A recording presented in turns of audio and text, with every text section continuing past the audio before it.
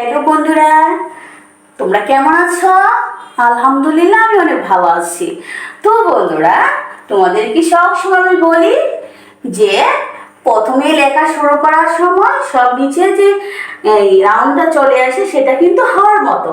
আজকে তোমাদেরকে আমি হ লিখে দেখাবো।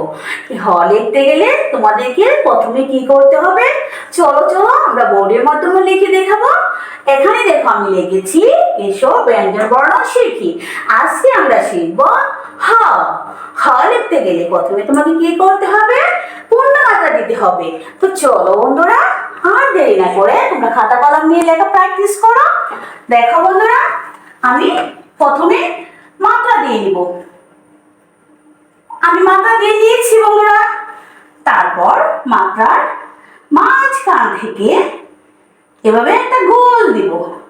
গোল দিয়ে এভাবে একটু রাউন্ড করে এ পর্যন্ত দেখো বন্ধুরা। তারপর নিচে হয়ে গেল হ। দেখো বন্ধুরা, আমি তোমাদেরকে আবারও লিখে দেখাচ্ছি। প্রথমে মাত্রা দিয়ে নিয়েছি, মাত্রার মাঝখান থেকে এইভাবে গোল করে এ পর্যন্ত।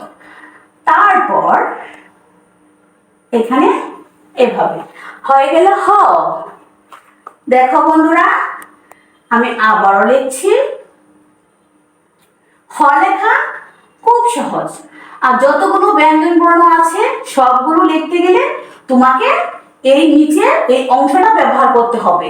দেখো বন্ধুরা, নিচের অংশটা যত সুন্দরভাবে তুমি লিখতে পারবে দিতে পারবে তত তোমার সুন্দর লেখা হয়ে যাবে। দেখো বন্ধুরা, আমি আবারও হ লিখছি।